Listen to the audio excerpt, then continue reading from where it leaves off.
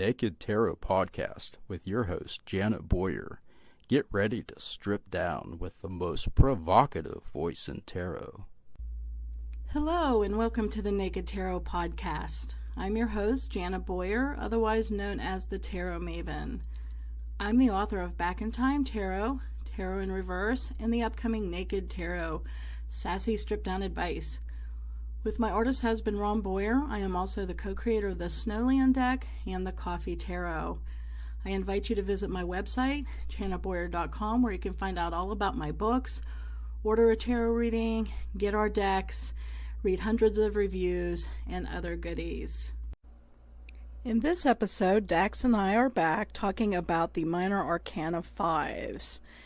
So I hope you enjoy it. It was a live mini lesson. Well, it's almost an hour, so we had fun, we had laughs, and shared a lot of information from numerology to what the five can mean when they show up in a reading. So I hope you enjoy this latest installment in Tarot by the Numbers as we cover the fives. We're going to continue our series, our journey through the Tarot Minor Arcana. This week it's the 5 cards. And, to some people, those are some of the scary cards. They put them in, people have their scary cards from the Major Arcana too, Maybe we'll do a show on that where we pull out the scary cards and then pull out the good cards too. What's the negative side of the good cards? Absolutely. Oh, I got some stuff on that. I got some stuff on that, and on the tens. There's actually everybody goes, oh, the tens. Nice cards. Yeah, but there's some negative sides to some of these things too. But I'm going to do the opposite. But with the fives, I kind of want to do the opposite. I want to, flip it around, because cards are a spectrum, folks. There's no such thing as a bad card or a good card, And it's all the interpretation, relation to other cards in the spread, things like that. Now, before we actually get into the fives themselves, let's talk just a little bit briefly about the numerology, the number 5. As we've been doing these little mini classes live on air, I've been starting off by talking about the number itself. And, we left off with 4, which was structure. Now, we went through a kind of a process there, the first 4 numbers in numerology. And we start off with the 1, and then there was the 2. The 2 came together, went through the creation process, the birthing process of 3, and created the 3rd, which actually ends up as 4, the structure. The structure is created. And, there's the obvious analogy to, man meets woman, they get together, they make baby.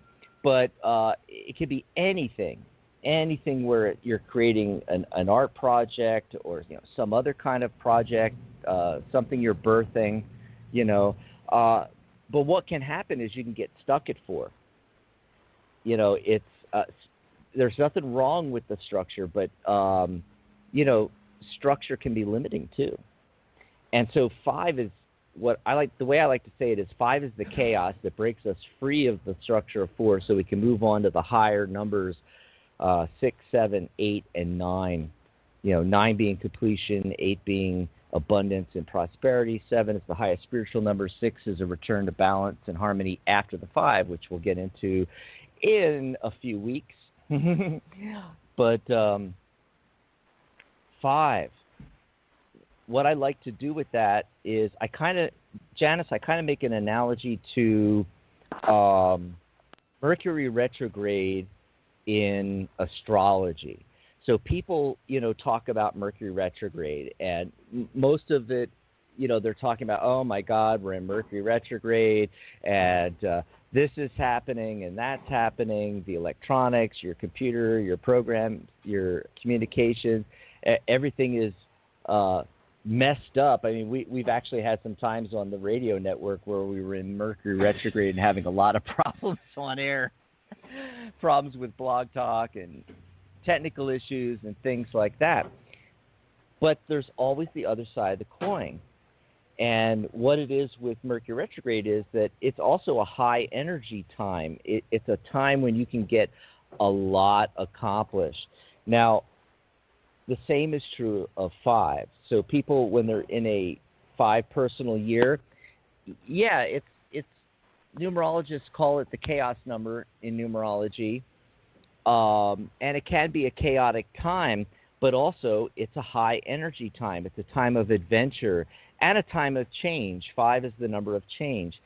So you can take advantage of that high energy and breaking free of the structure to make progress when it's a 5 personal year, or you're in a 5-day, for instance, things like that. People that have a life path 5 are the adventure seekers in life. And so there's always a positive side to things too. And the 5 cards in the Minor Arcana really line up with that 5 energy. So, the first thing you mentioned, Janet, was the 5 of Swords. Maybe we should go there first, because I think that's the scariest of the 5 cards, maybe. I don't know. What do you think? Well, probably, maybe. It's interesting that you liken the 5s to Merc Retro. I've never thought of it like that, only because for me, Mercury Retro is a lot of a redo. It's, a lot of the words that begin with R-E, re, are applied to Mercury retrograde, like to review, reassess, renew, reevaluate, redo, renegotiate. And so I see 5s as more of surprise energy, whereas Mercury retrograde is like, oh no, back to the drawing board to tie up loose ends. For me, 5s are in tarot are more of change and suddenness. Now with the 4s, like you're talking about, it's such a fixed and packed-in energy. I mean, imagine like if you had a box and you packed the dirt in it. Gardeners would know that you can't pack dirt in too solid when you're doing, seeds or even seedlings, because you have to have a little bit of room for air to circulate and water and the worms to get in there, what have you. And sometimes if you pack it in too much, there's a problem. There's stagnation and possible death. And so, we talked about how 4s are like a cube or box or even a cement foundation, sometimes even a prism. Whenever I think of 5s, I see bubbling. Kind of like, if you're making soup or even if you're boiling water for tea, there's a stagnant still water. Then all of a sudden once it hits the boiling point, boom, bubbles start erupting at the surface. Air starts getting released. There's movement. There's magic sometimes when you're cooking, because once you hit a boiling point, that changes a lot of, mixtures and experiments and what have you. Once you hit to, the 212 Fahrenheit boiling point, that is actually a measurement, boiling point. And so I kind of see the 5s as like that. It's when, there's a bit of an earthquake, where somebody bumps the table and the china starts, wobbling and maybe some cups get spilled over. With 5 of Cups, it's literally the spilled milk card. And it's very much like electricity. But the benefits of the 5 is, even though it's like change and instability, there are little pockets of air and opportunities in that if you just stay calm and you breathe and you try to keep your head, you can maneuver within, almost like maneuvering through an asteroid belt. And along the way, well, if you're talking like a video game, there might be like hidden gems and extra bonus points and power-ups within those asteroids if you choose to go through it. And yes, it could be difficult, and yes, it's challenging, but you can learn a lot of lessons. You can hone skills, and you tend to go through the 5s. You come out through the other end. You tend to end up being better for it and more wiser, and sometimes even having better skills. Yeah, so now the 5 of Swords, man, I tell you what, this is in a contest for the nastiest card in the tarot, and it's up against the Knight of Swords and the Devil. And one of the reasons why the 5 of Swords is so nasty is because there's this German term. I don't know if it's pronounced Schadenfreude or Schadenfreude, Schadenfreude.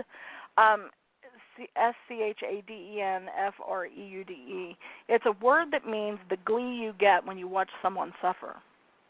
Now, I would never do that, which is a load of bullshit, because anytime you see someone that you think is getting karma and you gloat about it, or you're happy about it, or you gossip about it and think, well, they had it coming, that's Schadenfreude, And this is the 5 of Swords card. Anytime that you take any amount of joy or glee by watching someone suffer, or to see them fall off a pedestal, or to see them attacked, to see them lose sales, to see them being boycotted, to see them, being lied about, to see the reputation. I think of bullying right away. Yeah, and bullying as well. Anytime you see that, that is Five of Swords, and of course bullying as well. Five of Swords is also trolls hiding behind anonymity online, because swords is communication. I consider the Five of Swords the coward card. Okay, these are the people that a lot of times hide behind anonymous names, or they do their dirty work behind the scenes while putting a face on, they're all love and light, and then behind the scenes, they're causing chaos, sowing discord, spreading lies, and what have you. And it's slander, innuendo, blackballing, Chinese whispers. The thing about the Five of Swords, it's not accidental. There is malicious intent. There's an intent when it comes to the Five of Swords. Now, like a Page of Swords tends to be a little bit of a big mouth, but a lot of times they're kid-like, they blurt it out, and they may not even realize what they're saying or what they're doing. Five of Swords, there's malicious intent. They're looking at some of the long game, and they're deliberately trying to place obstacles and treacherous traps in the path of people. And so, it's hard to see an upswing on the Five of Swords, except for the fact that when you encounter this kind of crap, again, you can come through it and become more strong, and, it shows you your strength, but that's not always a consolation prize. Because if you've been through betrayal and lies, or having your reputation tarnished, or boycotting for silly things, or you have anonymous trolls, leaving 1-star reviews of your products on Amazon just because, they're miserable or jealous or what have you, it's hard to see an upside to that, because unfortunately, so many people, especially online, believe what they read. They do not bother to investigate. They don't have the time for that. Mm-hmm. If they see it on the web, then it must be true. If there's smoke, there's fire. All this other bullshit without, there's not a lot of analysis in the Five of Swords, because there's so much chaos. You got the chaos of the Five, Swords of communication. Because there's so many different signals and messages and what have you, people will grab onto the first or second message they see, and they'll ignore facts. They'll ignore, they won't go to the source. They won't look at the bulk of a situation. They just cling to, certain little catchphrases or juicy gossip tidbits, because it, feeds their ego, and that, again, that schadenfreude of seeing glee, feeling glee at someone else's suffering. So Five of Swords, man, well, with our Snowland deck, though, we got a speed skating snowman, which is totally hilarious. And so there is some maneuver. And somebody has fell. We don't know if the snowman pushed him or what. And the jockeying for position, both the Five of Wands and Five of Swords can be like a jockeying for position, using precision. But the Five of Swords, man, it's really hard to put a good spin on. I mean, do you have a good spin for it? No, not really, except for your image in the Snowland deck. Really, if there was something positive, it would be that speed, which is that high energy and things happening quickly with the Five energy. Yeah. And the ability to roll with it and go with it instead of falling on your ass. Because, if you're a centered person inside, then the chaos of the Five can't get to you. That's another thing, too. The Fives a lot of times are very external, and to some extent, because there's a comparison to something out in the world. In the Five of Swords, like with the speed skating snowman, people are falling. People are trying to get ahead of him. He's a bit of a disadvantage with his little twig legs. He's not very aerodynamic. He's a snowman. But it's a nod to the fact that if you're fast on your feet and you know how to play other people's game, and you have a bullshit detector, you can help outmaneuver. You know what I'm saying? Now, I see the Seven of Swords or the Seven of Air as the strategy and outmaneuvering and actual strategizing, but I think Five of Swords is a lot of times, if you're not the asshole who's causing the trouble, then the Five of Swords a lot of times can indicate in a positive that you're on the defensive and you're thinking on your feet and you're dodging things. Sometimes though, they take time, to get through these and you maneuver it, but as long as your character is strong and you breathe deep and you don't give up and you know the facts and you just keep putting yourself out there and being confident in your character and your integrity, then eventually, it may take a while, but eventually, you'll come out on top. Not necessarily successful as you used to be, not necessarily as, rich, you may take a major hit, but you're going to learn a lot in the process. You're going to learn a lot about how humanity works. You're going to learn about some of the ins and outs of communication, what, perhaps not to do, some of the trigger points of people. So it can make you wiser, experiencing idiots from the Five of Swords. It can make you wiser and smarter. Mm-hmm. Yeah, and that could be, if we're going to squeeze something positive, it's the aha moment they have, especially when you analyze the card with the client. So I sit there and I'm having them look at it, and I say, okay, are you identifying with the figures in the back, or are you identifying with the figure in the front, picking up the swords? And if you are identifying with the figure picking up the swords, like, okay, you might be winning, but at what cost? And it all depends on the reading, too. Go ahead. Right. And the authenticity of the person, too. The person has to want truth. Because too often with, the ego, we're so quick to look at the cards and think of how it applies to someone else, especially the negative ones. We don't want to dare examine, wait, how am I the asshole? What kind of, and that's why I have intuitive questions, not only in Naked Tarot, but also the coffee deck.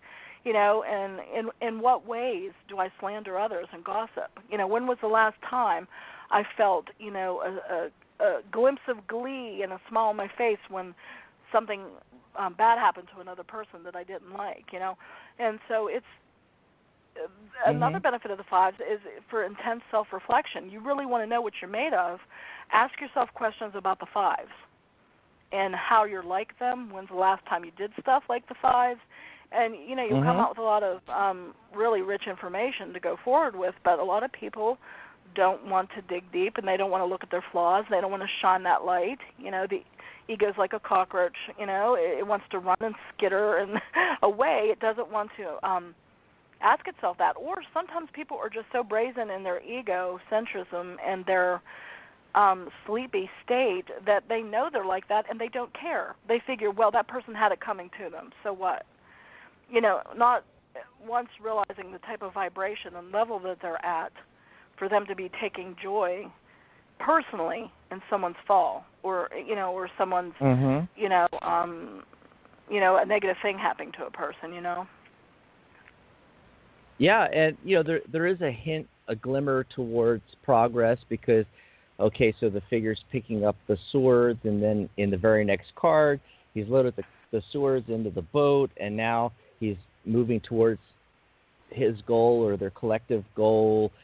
And, of course, I always like to remind people swords are thoughts and ideas. So, he's picking up the thoughts and ideas, puts them in the boat, and he's making that slow progress across the body of water towards the goal, moving from the rough seas to the calmer seas and making progress in the very next card, which we'll be talking about the sixes, the six being the return to harmony and balance after the chaos of five. The next time we're all here together, which will be a few weeks because we're going to take a break next week, and then we're going to do the Naked Tarot book launch party on the 5th. So we'll be back on, what'll be that? That'll be the 12th. Oh, yeah, for the but 6th. For the sixes, just to give people a heads up when we're going to be back with that. Yeah, and it all depends on the type of reading you're doing. You're doing a love reading, I started thinking right away, betrayal, abusive relationships. If they're not in a relationship, I start thinking of dating the wrong people and mind these games. kind of things. Yeah, mind games. And another thing those swords from the six could represent too is the realization on who you can trust and who you can't. It's a real big wake-up call, the Five of Swords, to realize, who is trustworthy and who isn't, and what are some of the signs of a flatterer or a sycophant or somebody who, and it's, it's the fool loses his naivete, in the Five of Swords. He realizes, oh, my God, there's actually people in this world that are cruel, that want to see my downfall, that aren't happy for me, that don't like me. Oh, my God, what's wrong with them?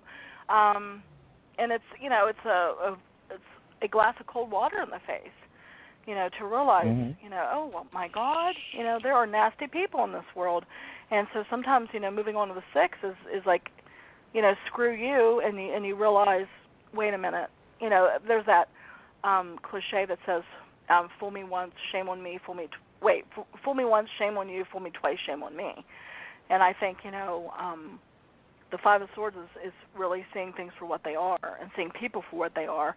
And sometimes that's painful, especially when we believe the best of people, and we believe that people have good intentions and are the type of people that want to see the best for their fellow humans, and then to find out that not only is that not true, but there's cruelty in the heart of man. It's sad. It's sad. It's the worst of humanity a lot of times is embodied in the 5 of Swords. Yeah. Well, I also wanted to point out that, if it's in a career reading, it could mean work involving damage control or internal investigations. I always like to think of internal affairs at the police department, but damage control, that sometimes people don't think of that. And that's kind of a little bit of a more positive spin on it, is that you're doing damage control. Anyway. Yeah, I never thought of that. That's cool. I'm going to write that down. I never heard of that. Very good. There's always something new, I mean, every time we do these, I learn so many new things. I learned so many new ways to look at things from you, listening to, your take on things. It's great. Well, thanks. Well, we're always learning, and I think those are the best, tarot students and the best tarot teachers are the ones that aren't know-it-alls, which we're not. The ones that always think, oh, my God, that we're like kids in a way. We're always, in wonderment that, hey, I never thought of that, or, hey, we could look at it this way, and this reminds me of this movie and this fairy tale, and, hey, see that headline? Doesn't that remind you of this? And so, there's never an end to tarot. You're always keeping your mind open and staying curious, and it's always so delightful because you always learn something new when you keep your mind open. And talking about, a positive spin, I think the biggest positive spin I make is with the 5 of Wands. Let's look at the 5 of Wands because, traditionally people go, okay, arguments, bickering, being irritated, clashing of personalities, opposition, difficulty moving forward, all those things. But if you look closer, if you sit with the card for a while, other things start to pop in your mind. Like I'm looking at it and I'm going, well, wait a minute, are they playing a sport? Maybe they're just playing a sport. Or I'm looking at it thinking, oh, wait, maybe they're building something. Could those long staves they're using be like, I don't know, like the poles to put a tent up. Maybe they're trying to erect a tent or something like that. Out of the 5s, I think this is the one where I can put the most positive spin on. Yes, me too. I call this "It's all fun and games until someone loses an eye" card. Including team sports, because with all that energy and fun, aggression, and like being in a crowd at a team sport or what have you. And it's also sometimes, I think, the practical joke card. In our Snowland deck, it's a snowball fight, but then there's a snowball, coming right at this one kid's head. What's going to happen when that snowball hits? Or in the coffee tarot, it's a coffee fight where they're just like throwing cold coffee at each other. And, jokes and horseplay, could be fun and hilarious, but all it takes is snowballs made out of coffee just popped in my head. Oh, you're crossing your decks. All it takes is just, one misstep, somebody getting hurt, the wrong word being said during those high energy times, and it could quickly escalate from having fun and goofing off and horseplay to somebody getting offended and turning into maybe like a big bar fight or or a brawl. And it's a really interesting card. There's so much energy in it, and it reminds me of like field hockey and those kind of high energy games, or even basketball. Isn't there 5 members on a basketball team? I'm not sure. It's been a long time. Yes, exactly. Yeah. So and there's instability in groups too. That's another thing I see the 5 of Wands as, is instability in groups. Oh, so yeah. that's really Didn't think that of it's really good for brainstorming sessions though, because everybody's tossing out their ideas and mixing it up, so to speak, and it's kind of like finger painting. You're just kind of getting it all out there and looking to see what comes up. But again, there's a fine line. It's not going to take much to perhaps go, cross the line to offend somebody maybe. So, I see it as a good shaking up. It's like sprinkling clumps of dirt, as opposed to it being packed in. It's like seeing what's inside. It's sifting through. It's let's take a look at this, and sometimes because the wands I see as identity cards. Of all of the me and ego cards, I consider the wands to be the suit that addresses that. I see the Five of Wands sometimes come up with a flex in personality, and that's why I consider this like the puberty card in some ways, because there's a lot of changes going on. We've got growth spurts in the guys, and pimples and hormones and sex drive and things like that. But also questions of identity a lot of times come up with the Five of Wands, including gender issues that can arise. There's a flex in personality, and how do you fit in with men or girls or boys? What is your gender, or how do you fit in? So sometimes Five of Wands, when there's like a questioning of an identity, especially when you're in a group and you're comparing yourself, sometimes the Five of Wands can come up for that, I find. Oh yeah, that leads into my one of my concepts with the Five of Wands in a love reading, because sometimes the client or the seeker could be finding it difficult to stand out from the crowd. Yeah. You get lost, absolutely. Competition in the singles market, yeah. And of course with couples, one-upmanship, right, of jockeying for position in the Five of Wands, right? And so to jockey for position, you are trying to stand out. Or you feel like you stand out and you feel awkward about it, especially like with puberty. Sometimes kids who are experiencing puberty feel like a spotlight's always on them, and they're so self-conscious, and of course most people aren't even paying attention to them, but they're so hyper-self-aware with all the changes. If they get a pimple, they think it's like, as big as a billboard, when it may not be. And so there's a lot of magnification in the fives as well. Yeah, and and if they're already in a relationship, it's very obvious. I mean, bickering and arguments within a couple, that's pretty obvious. I think in a career reading, it could be something like competitive jobs or sporting careers or physical work, things along those lines.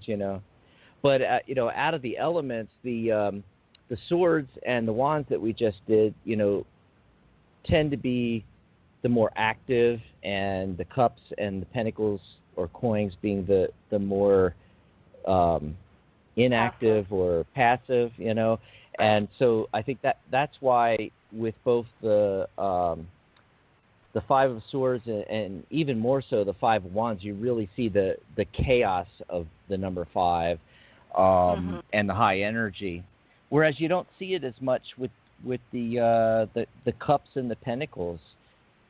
Let's take a look at those. Yeah. Which one do you want to look at first? Cups or pentacles? We could do the cups. This is the Five of Cups is what I consider, the crying over spilled milk card. Meaning being a baby. I'm saying that all the time. Being a baby or a snowflake or somebody who's easily hurt. And a lot of times people who are Five of Cups, they're crying about their first world problems. Like, oh, my smartphone's battery's dead, or Netflix is, not working tonight. Or, oh, my God, no. Crazy first world problems, as opposed to the Three of Swords, which is actual grief and loss. Five of Cups is kind of like the dramatic, clutching of the pearls, putting the hand on the forehead. Oh, isn't life rough? The people on Facebook that are constantly, talking about their aches and pains, or, oh, I'm having another fibro day, and they do it every week to let people know when they're in pain and when they're suffering. And I understand that sometimes, you let your friends know. But these are the people I think that a lot of times they get some kind of payoff. And they get some energy, or like Carolyn Mace calls it, woundology, where people make emotional transactions off their wounds or off of victimhood. and not making a victim someone to blame or to doubly add insult to injury. But there comes a time when you have to heal from being a victim and become strong, and you don't use that wound as a transaction, emotional transaction, energetic transaction, to try to get pity, attention, power, or get away with things as an excuse because of your injury of what you suffered with, and sometimes people use that as energetic currency, their victimhood or their pain or what they've been through, and they use that as a way to deflect responsibility. So instead of taking responsibility for the behavior or their word choices or their actions, they will default. Well, I was abused as a kid, or I'm having a bad fibromyalgia day, and I understand that. I mean, I'm starting to go through menopause.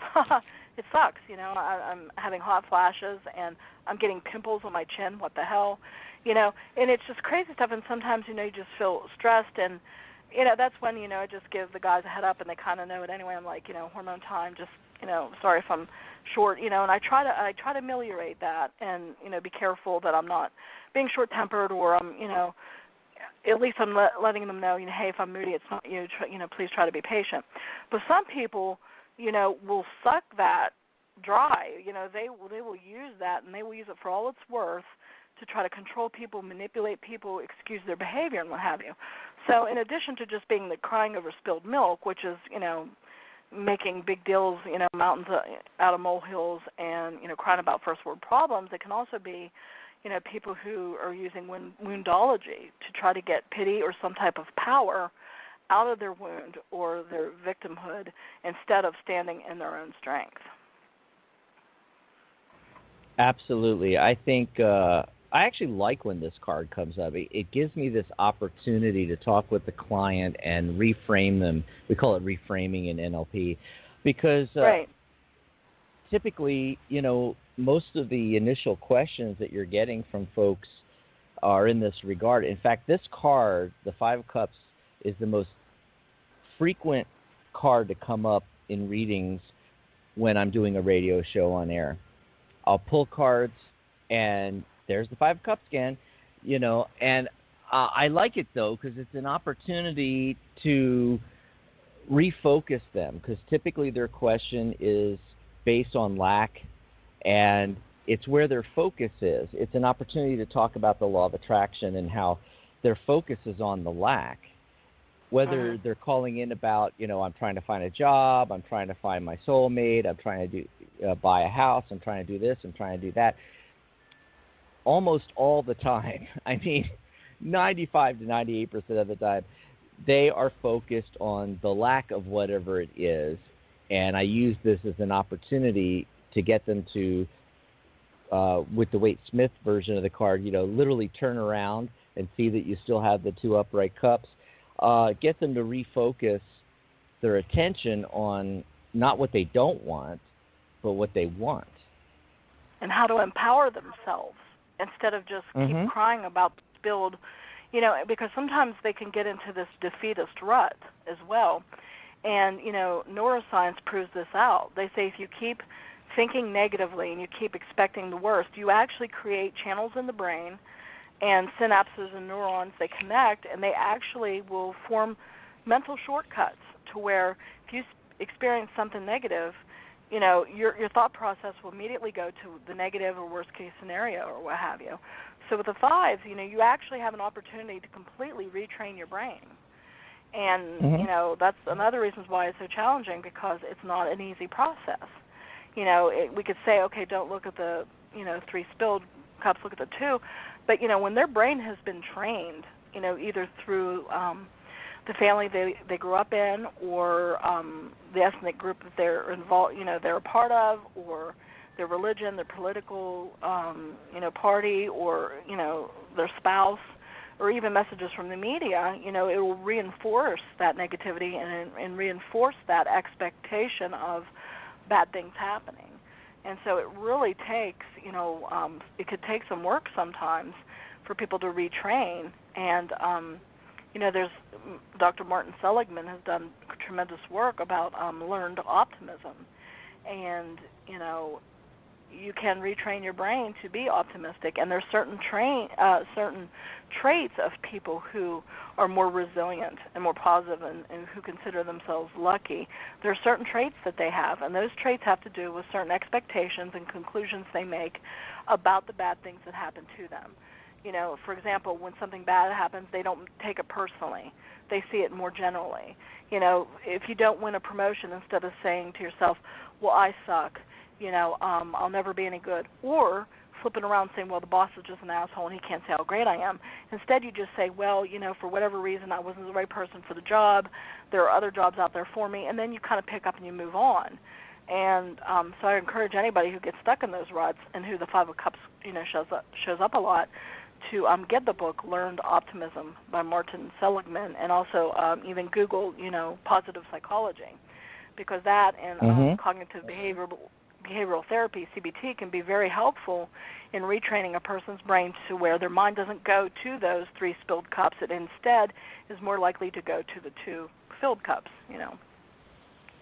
I think we all need that. Oh, my God. Oh, yeah, we all can. We all can fall into that trap where, if we have a string of, negative things happen, it can be very tempting, to fall into that where, you blame or you're beating yourself up or what have you. And so, yeah, we all can always use that where we remind ourselves, wait a minute, let's not get carried away here with our emotions. Yes, and what everything that you just brought up reminded me to mention to folks, I was talking about the law of attraction. A lot of people don't believe in that, or they don't believe even in the spiritual realm or anything along those lines. Well, you don't have to, because there's a purely scientific reason for this that works in exactly the same way but explains it, and that's the reticular activating system, the RAS. It's a group of structures in the center of the brain that directs, or I should say, when the conscious mind puts in an input, it searches through the trillions of bits of information that's coming in through our 5 senses. Our subconscious mind is recording absolutely everything we see, hear, touch, smell, everything. But we don't have all that in our conscious awareness. Our consciousness can only process 7 bits of information plus or minus 2 bits at any point in time. And so our mind filters out all the unnecessary information so we can function, But right. when we put in, I call it putting in an order with the universe, if you're talking about the law of attraction. But in this instance, the scientific explanation for it is, our mind thinks in pictures.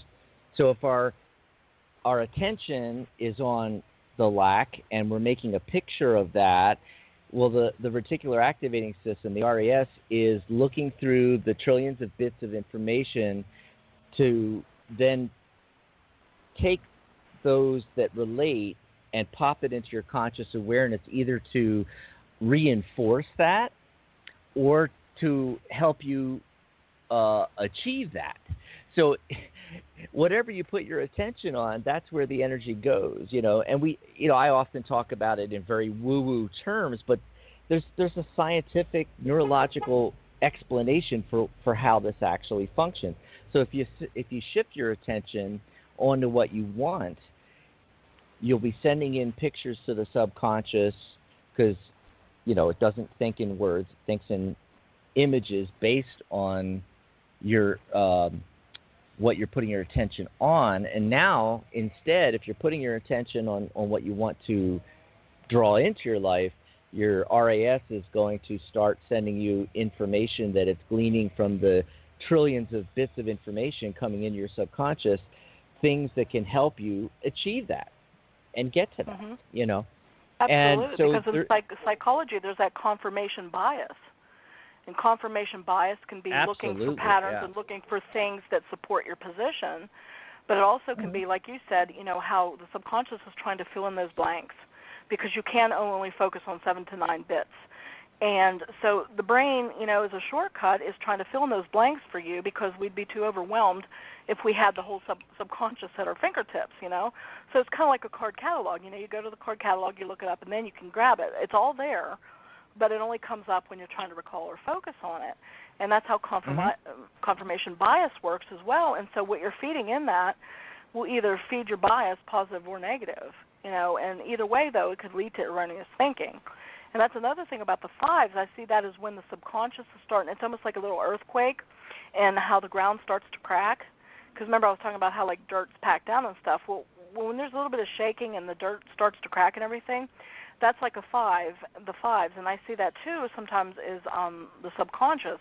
There's some flux going on, and it's starting to, some things are coming up to the surface, and then you can choose at that point. It's like, okay, has this input worked for me in the past? And if not, maybe I need to change the kind of information I'm putting in because, even Albert Einstein said, if one definition of insanity is to keep doing the same thing over and over and expecting a different result. And so you can't keep having the same input and the same negativity and think that your subconscious is going to pull on the good stuff because it's not. One of my favorite quotes, yeah. Yeah, it's going to pull on what you're focusing on and what you're visualizing. And if you visualize yourself as a loser or, something to be kicked around, like a person has kicked me on their back, or somebody who is always marginalized or hated or always the victim or never getting a fair chance, and you keep putting that in there, and that's exactly, it would become a self-fulfilling prophecy.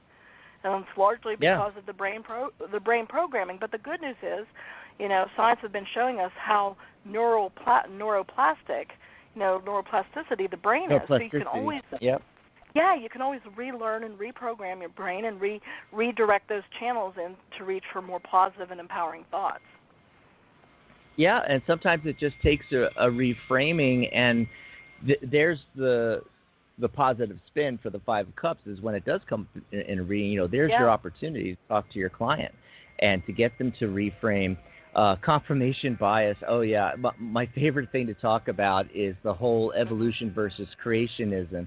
And, and even if they're coming at it, and that's why scientific endeavor is so difficult sometimes, even when somebody comes up with, here's proof that, what we've been thinking for the last 50 years is wrong. It takes years and years for people to come around because when you're focused on it being a certain way, your RAS is going to give you only the information that supports that. You're going to get evidence that supports creationism if you're coming from that point of view. If you're coming from the evolution side, you're only going to see evidence that supports evolution, and they're both wrong. It's actually in the middle. Exactly. Whatever you look for, you're going to find. So if you look on trying to get dirt on people, you will find it somehow. Even if it's just the most minuscule, well, they said this word, or they looked this way at me, or they did this must prove. Whatever you're looking for, you're going to find. Mm-hmm. And so what? So then, that you. I'm sorry. What were you going to say? Oh no. So I was just going to say. So the problem is with a person's expectation and what they're looking for. It's not with the object. You know what I'm saying? Because that's why, five people can see a situation 5 different ways. And even law enforcement will tell you that eyewitnesses are actually the most unreliable aspect in an investigation. It used to be that, an eyewitness was there. But now, eyewitnesses are seen with, they're taken with a huge grain of salt, and they're not given the weight in an investigation that they used to be, because 5 people can see the same accident, the same altercation, the same conversation, and interpret it different ways depending on what they're bringing to the thing, to the viewing and also their confirmation bias, what they want to see. Absolutely. So that's the lesson of the Five of Cups. Shift your focus on what you want to attract in, not on what you do. And my God, you're going to get that a lot. I mean, that's what most people do. They focus on they focus on what they don't have, and so they keep getting more of that. So the last one, we're down. Well, I wanted to mention, too, and that's why I think gratitude is a good remedy for the Five of Cups. Because a lot of times the Five of Cups has a sense of entitlement and ingratitude. So I think when you encourage people with Five of Cups personalities or issues to cultivate gratitude, a gratitude practice, being thankful for things, that will help train their mind to look for those upright cups that are full, what's going right in their life. So gratitude practice can be very powerful in help turning a person's mind around, because gratitude practice and thankfulness requires a person to see what's going right with their life. Yes. I mean, just a few weeks ago, I had up as the cover art on my Facebook, the secret to manifestation, gratitude, and the quote, you can have anything you want, but you have to first want what you have. Mm-hmm. Yeah, do you want what you already have? Exactly. Which is the essence Some people don't of even gratitude. Want that. Exactly. Mm-hmm. So that brings us to the Five of Coins, which is a very challenging. I can't believe we're already at the fourth card already. Yeah, and this is a challenging card too. This is the Five of Coins or Five of Pentacles, Five of Earth.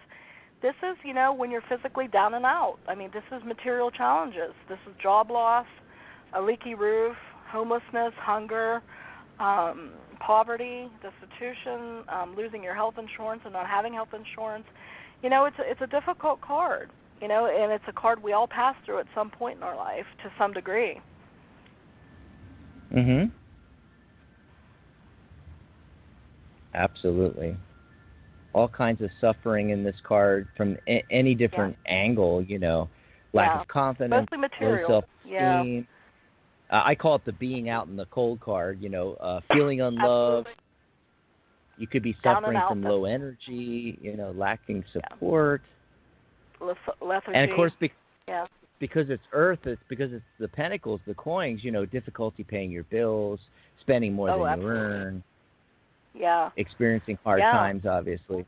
Yeah, and this is another card like the Five of Cups, where right behind them they don't see opportunities that exist. That there's help right there. There's a church right behind them and maybe they could help. And their backs are more or less to the window. You have the glass stained window with the Five Pentacles in it, in the Waite Smith version of the card. And, there they are out in the cold. I love how the one person's on crutches, in the snow. I mean, can it get worse? Well, actually, yeah, probably can. in the Rider Waite, that's actually portraying leprosy. Because if you look at the other one, he has a little bell on his neck. And back in the old days, when a leper came around, they would ring the bell to let people know leper's coming, And it's a sad card because it's marginalization and, being on the outskirts and, not being a part of the crowd, not being included, because, the word leper actually, evolved to a point where someone who was untouchable or someone who you stay away from or someone you feel that, you're going to get diseased or dirtied by associating with, like, oh, he's a leper, and so, it's a sad card. And because churches, which are often depicted in the Five of Coins, if they'd be doing their job, there'd probably be a lot less of all these social issues that are embodied in the card, because the church's job, what Jesus gave a mandate to his disciples and followers in the Christian tradition, is to take care of the elderly, the weak among us, the diseased, the children, people who needed protected and provided for, people who were down and out. And, if churches would be doing what they're supposed to be doing, I don't think we'd have homelessness. I don't think we'd have anybody without health insurance or, access to doctors. We wouldn't have anybody who's hungry, and too many churches are out there making more money, so their pastors can have yet another jet or yet another mansion. The mega churches, oh my God. Exactly. Don't get me started. Instead of taking the funds and doing, churches are supposed to be the charity and the social services. We shouldn't even have government social services. The churches, that's what they're there for. That's why they get tax-exempt status, so they can get off their asses and actually help people, you know, and that's why they were granted tax exemption, because, hey, you're there helping the community. And you're not helping the community if all you're doing is sitting there and, oh, praise the Lord on Sundays, and then you ignore, you know, your brothers and sisters who, you know, among you who, you know, are shut-ins, or who can't cut their grass, or who are disabled, or maybe, you know, they're hungry, or they lack transportation, or what have you. You know what I'm saying? So if the churches were doing their job, I kind of see that as, when I see that church there, I start getting riled up.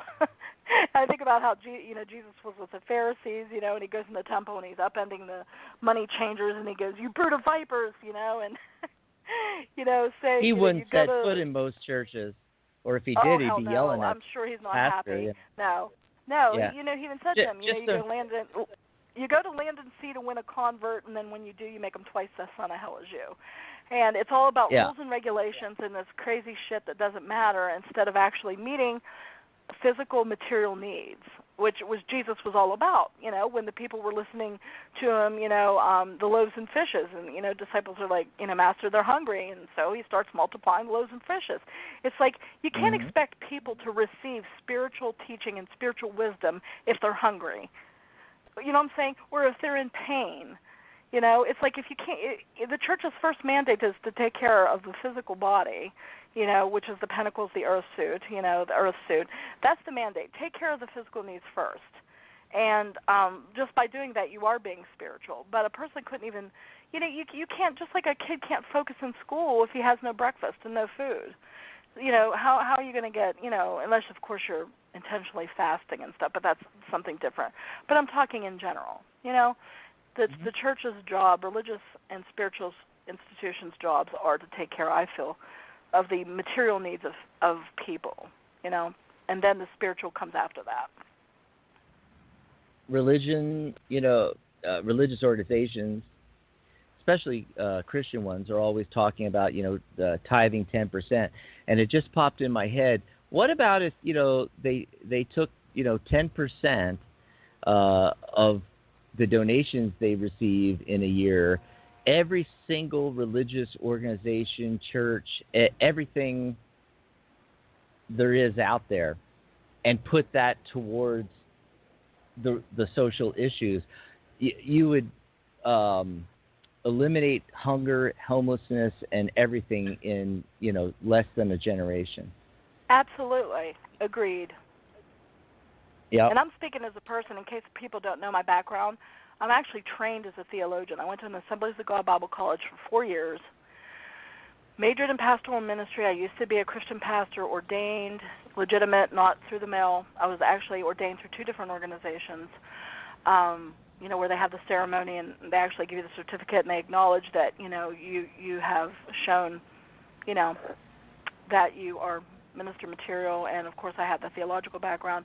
And so, you know, when I'm speaking about this, I'm not like speaking as some pagan who hates Christians.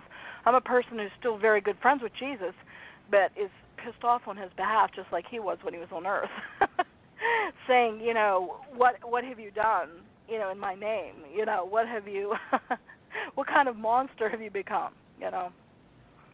Mm-hmm. What a way to end the show, Dax. What a way to end the show. There you go, you know. And there you go. Yeah. Well, let me throw out a couple examples for people, so maybe we can end up on a better note here. So in a love reading, things like maybe the seeker feels unloved, unappreciated by their partner, or if they're single, maybe they feel unlovable or worthless, you know, right. A belief that nobody wants them. In a career reading, maybe they're relying on welfare. In a work situation, maybe they're unsupported in their role. But sometimes 5 Pentacles denotes working for charities or social work, like we were just talking about. You know, I think that's the. Now, see, I see that with the 6. That's the only. Where the guy is showing. That's the only positive spin yeah, I can. See, I see this. Yeah. Well, another thing about the 5 of Earths too is, like the rest of the 5s, you kind of know who your real friends are when the 5s show up. You know who your friends are, and the 5 of Earths, yeah. you know, you will be shown, you know, because nothing will scatter your friends faster than being a symbolic leper, in some way, or to be down and out, or to be diagnosed with a disease that they don't know how to handle it, they don't know what to say, losing your job, or have some kind of fall from grace or what have you. You'll know your friends when the fives hit, so that is a benefit, And of course, too, the fives can also cause us to dig deep and to realize we're stronger than we realize and become more resourceful, and to start getting creative in, how we empower ourselves. It's an opportunity to get creative. But that's the hard thing, though, is because when you're experiencing those kind of challenges, especially the Five of Earth or Five of Coins or Pentacles, again, when you're hungry or homeless or what have you, it's kind of hard to be a good brainstormer. It's because you're basically scrambling to get your material needs met, survival needs. And so, it also can mean, too, people who, rally around one another and help each other during the rough times. Like I was saying, you find out who your friends are. Sometimes Five of Earth can, just like Five of Wands is, kind of team sports and horseplay. Five of Earth is like, hey, let's rally around our friend here, and what can we do to support them? A single mother just has a baby. Maybe, girlfriends can arrange bringing meals or, babysitting or different things. I mean, there tends to be a group or community element to some of the fives as well, like drawing on the resources surrounding. Absolutely. And you got a little taste of the sixes there because we mentioned it previously, and then you just mentioned the Six of Coins, and definitely true. The charity there, I can see that as a good fit for working for charities and so forth. So there you go, folks. You got a little hint of what's coming up. A teaser. Little teaser. Yeah. Yeah, bye. It was great. Thanks for all the listeners. Spend time with you all. Bye, Janet. Bye.